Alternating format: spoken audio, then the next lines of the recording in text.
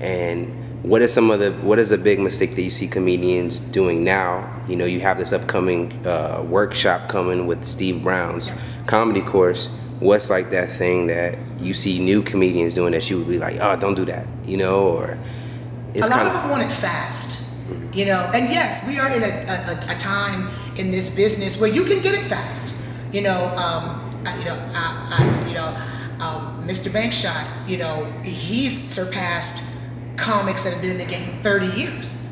I mean, and it is what it is. It's the nature of the beast. The game changes constantly. DC Young Fly and Country Wayne, these comedians have transcended people that were Def Jam legends, comic book legends, because now it's really about social media, it's really about numbers.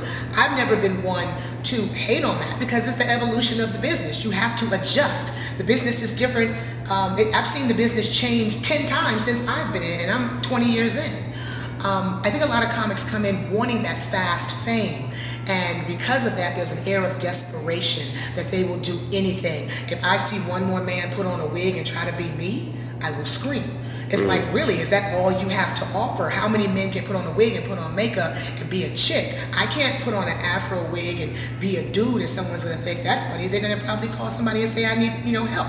I'm glad you touched on that, because you're giving a woman's perspective on seeing brothers put the wigs on and go for these laughs. My question is, who do we blame though? Because the fans are rewarding these. I don't know why why do you think that is? Because it's the numbers. It's all about the numbers. And people, you know, nowadays want to see parodies of Housewives and Love and Hip Hop. And a lot of women with any kind of class or decorum ain't going to imitate that. So what do? You have the men who are looking for the cheap laughter and the thousands and millions of followers. So why not put on a wig and some makeup and act like Jocelyn or act like Nene or whatever? And I mean, people find it entertaining.